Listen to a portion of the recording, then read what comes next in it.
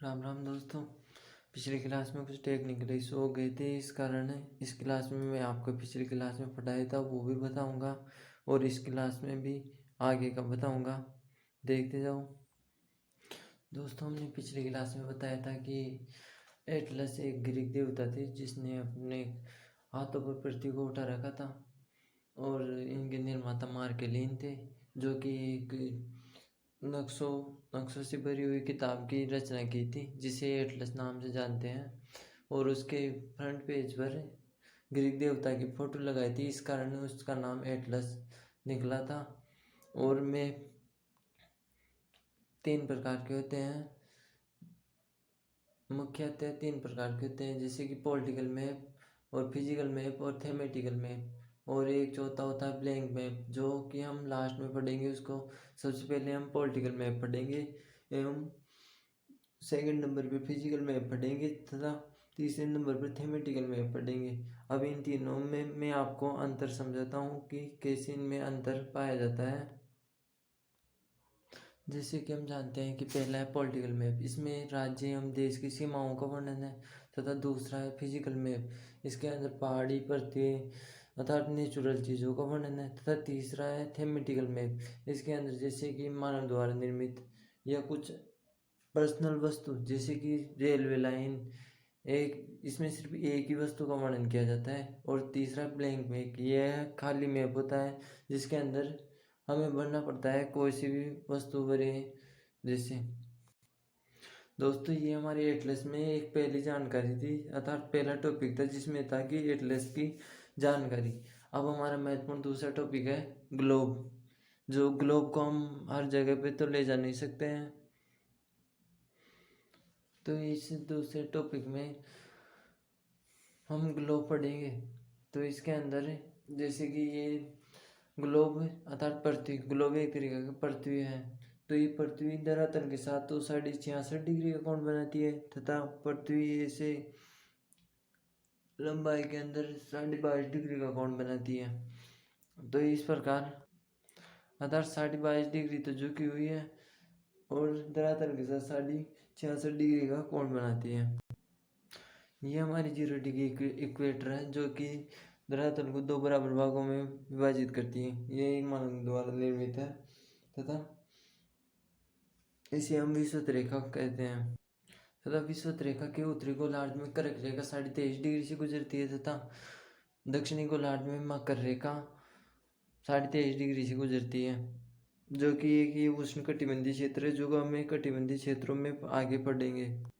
तथा हमारी पृथ्वी में कर्क रेखा मकर रेखा के साथ साथ आर्कटिक एवं अंटार्कटिक क्षेत्र भी हैं, जो कि उत्तरी गोलार्ध में 66.5 डिग्री पर आर्कटिक क्षेत्र तथा दक्षिणी गोलार्ध में 66.5 डिग्री पर ही अंटार्कटिक क्षेत्र है, जो कि एक शीत क्षेत्र है, शीत कटिबंधीय क्षेत्र है, जो कि कटिबंधीय क्षेत्रों में हम पढ़ेंगे। 0 डिग्री इक्वेटर अर्थात विषुवत रेखा एवं क्रोपिट ऑफ कैंसर अर्थात कर्क रेखा 23.5 डिग्री और मकर रेखा एवं आर्कटिक क्षेत्र एवं अंटार्कटिक क्षेत्र, ये हमारे गोलार्ध के क्षेत्र हैं।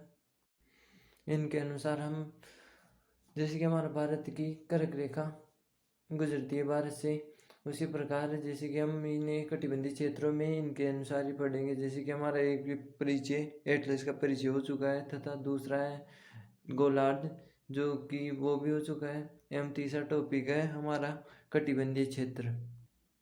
दोस्तों हम इसमें बात करें तो कि विषुवत रेखा पर सूर्य सीधा चमकता है, अर्थात यहाँ पे गर्मी सर्वाधिक होती है। एवं मकर रेखा पर जैसे कि सूर्य कर्क रेखा से मकर रेखा पर जाता है तब भी सूर्य विषुवत रेखा की तरफ चमकता है, एवं मकर रेखा से कर्क रेखा की तरफ जाता है तब भी सूर्य विषुवत रेखा की तरफ भी चमकता है। इसलिए हमेशा विषुवत रेखा पर प्रकाश रहता है। इस कारण यहाँ पे पेड़ पौधों एवं व्यक्तियों के ऊपर सूर्य का प्रभाव पड़ता है। ये सूर्य के कारण यहाँ पे मंगरेला टाइप के व्यक्ति अर्थात काले व्यक्ति होते हैं, जैसे कि हमारे भारत में दक्षिणी भाग में पाए जाते हैं। जैसे ये बुरा मानने की बात नहीं है, मैं भी जैसे कि क्षेत्र दर्शाए गए हैं एवं आर्कटिक एवं अंटार्कटिक। रेखाओं पर हमेशा सूर्य तिरछा चमकता है। इस कारण यहाँ पे प्रकाश की मात्रा कम होती है, जिससे कि सर्वाधिक गर्मी होती है, अर्थात सर्वाधिक सर्दी होती है, तथा सर्वाधिक गर्मी तो विषुवत रेखा पर होती है। दोस्तों, ऐसा सेलेना होता है दोस्तों। अगर ऐसा होगा तो वहाँ पे फिर बर्फ कैसे पाई जाएगी, अर्थात सर्वाधिक गर्मी विषुवत रेखा पर पड़ती है। दोस्तों, ये बात तो ठीक है, लेकिन जैसे कि हम मानते हैं कि सर्वाधिक गर्मी विषुवत रेखा पर होती है, तो इसे गर्म क्षेत्र से ना बोलेंगे। इसका ज्योग्राफी में जो नाम होता है उस नाम के आधार पर बोलेंगे। जैसे कि इसे ज्योग्राफी में गर्म हीट हीट को क्या बोलते हैं, उष्ण, तो इसे बोलेंगे हम उष्ण कटिबंधीय क्षेत्र। जैसे कि कर्क रेखा एवं मकर रेखा के बीच का क्षेत्र होता है उष्ण कटिबंधीय क्षेत्र। और जैसे कि यहाँ पे मकर रेखा एवं अंटार्कटिक रेखाओं के बीच में उष्ण कटिबंधीय क्षेत्र और शीत मतलब गर्मी एवं सर्दी दोनों पाई जाएगी। तो इसे मिक्सर रूप देंगे दोनों का। जैसे कि हम ऐसे शेयर ना कर सकते हैं कि शीतोष्ण बोल दे या उष्ण, वो शीत या उष्ण बोल दे, दोनों का मिक्सर रूप रहेगा इसमें शीतोष्ण कटिबंधीय क्षेत्र, है ना। ठीक है दोस्तों, जैसे कि यहाँ पे कर्क रेखा एवं आर्कटिक रेखा, इन दोनों के बीच में शीतोष्ण कटिबंधीय क्षेत्र, शीत प्लस उष्ण, शीतोष्ण कटिबंधीय क्षेत्र। और आर्कटिक एवं अंटार्कटिक रेखाओं के बीच में सूर्य का प्रकाश तिरछा चमकता है। इस कारण यहाँ पे ठंड सर्वाधिक होती है एवं गर्मी बिल्कुल कम होती है। इस कारण यहाँ के सिर्फ शीत, क्योंकि यहाँ पे उष्ण नहीं पाई जाती है, बर्फीले क्षेत्र होते हैं, तो इसे शीत कटिबंधीय क्षेत्र बोलेंगे हम।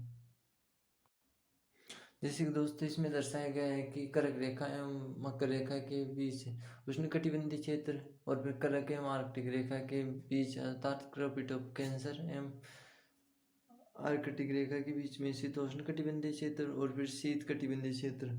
उसी प्रकार नीचे जैसे मकर एवं अंटार्कटिक रेखा के बीच शीतोष्ण कटिबंधीय क्षेत्र। इसे हम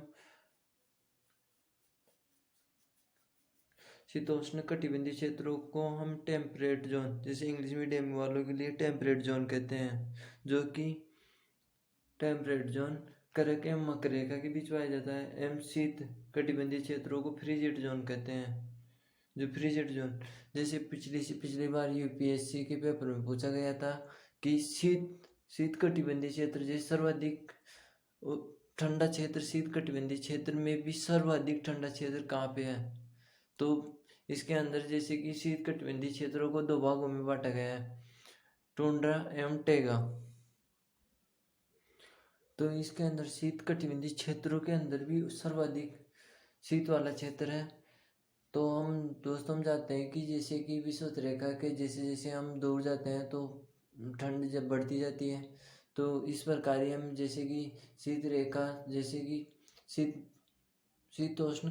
शीत कटिबंधीय क्षेत्रों में, जैसे शीतोष्ण कटिबंधीय क्षेत्रों के बाद शीत कटिबंधीय क्षेत्रों में दो क्षेत्र पाए जाते हैं, टैगा क्षेत्र एवं टुंड्रा क्षेत्र। इस टुंड्रा एवं टैगा में भी जैसे कि टुंड्रा सर्वाधिक दूर है, अर्थात विषुवत रेखा से दूर टुंड्रा क्षेत्र है, जो कि अंटार्कटिक में लास्ट भाग पर है, तो सर्वाधिक शीत टुंड्रा क्षेत्रों में पाई जाएगी।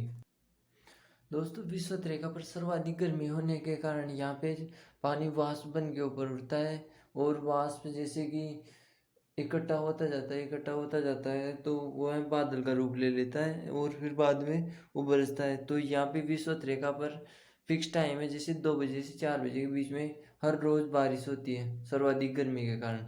जैसे कि यूपी में एक बार पूछा था कि सर्वाधिक बारिश वाला क्षेत्र कौन सा है, तो लोगों ने मेघालय करके आया था, तो वो गलत था। इसमें मेघालय कहाँ पे आ गया, जैसे कि उसमें पूछा था क्या कि 2 बजे से 4 बजे के बीच बारिश, हर रोज बारिश कहाँ पे होती है, तो लोगों ने मेघालय करके आई, तो वो गलत था। ये सेलना था, ये विषुवत रेखा वाला था इसके अंदर। दोस्तों, जैसे कि इस पे हर रोज बारिश होती है, तो यहाँ पे पानी की कमी नहीं है, तो यहाँ पे जैसे कि जंगल पाए जाते हैं, बहुत सारे जंगल हैं जिनमें जैसे कि होड़ मची रहती है पेड़ पौधों के अंदर की प्रकाश लेने के लिए, क्योंकि यहाँ पे घने जंगल होने के कारण जैसे छोटे पौधों को वो प्रकाश नहीं मिल पाता है तो वह उस दूसरे पौधे से आगे बढ़ने की ओर रहती है। तो जैसे यहाँ पे लंबे एवं मजबूत वृक्ष रहते हैं तथा इनके पत्ते चौड़े होते हैं जो कि सर्वाधिक प्रकाश का संश्लेषण कर सकें। और यहाँ पे मंगरेला टाइप के लोग रहते हैं जो सूर्य के कारण उनका कलर चेंज होता है। ये कुदरती है, इसमें कोई दोस्त बुरा मानने की बात नहीं है दोस्तों। जैसे कि मैं भी ऐसा ही हूँ। हम जैसे जैसे विषुवत रेखा से दूर जाते जाते हैं वैसे वैसे लोगों का कलर चेंज होता है एवं उसी प्रकार जैसे पेड़ पौधों में उनकी पत्तियां संकरी होती जाती है एवं रेगिस्तानी क्षेत्रों में कटीली पत्तियां होती है। जैसे कि बबूलरा झाड़ी रही, वो उनके पहले पत्तियां थी लेकिन तेज गर्मी के कारण एवं रेगिस्तानी क्षेत्र अर्थात बिना पानी के कारण वह कटीले रूप में आ गई है। सर्वाधिक जीव जंतु भी विषुवत रेखा पर ही पाए जाते हैं दोस्तों। धन्यवाद दोस्तों। विषुवत रेखा पर जैसे कि सर्वाधिक वर्षा, लंबे मजबूत बड़े पत्तों वाले पेड़ एवं सर्वाधिक गर्मी, सर्वाधिक आबादी वाले क्षेत्र पाए जाते हैं। अमेजोन के वर्षा वन अर्थात अमेरिका में अमेजोन के वर्षा वन भी विषुवत रेखा पर ही पाए जाते हैं। सर्वाधिक ठंडा क्षेत्र टुंड्रा क्षेत्र। सर दोस्तों, आज की क्लास में दो महत्वपूर्ण क्वेश्चन थे। सर्वाधिक ठंडा क्षेत्र टुंड्रा क्षेत्र तथा सर्वाधिक वर्षा वाला क्षेत्र विषुवत रेखा, जिसमें 2 बजे से हर दिन 2 बजे से 4 बजे के बीच वर्षा होती है।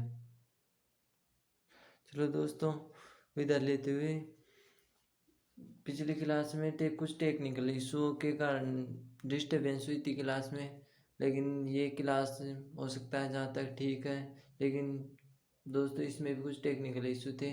हम आगे सुधार करेंगे। आप क्लास को ज़्यादा से ज़्यादा पसंद करें। नमस्कार दोस्तों, धन्यवाद।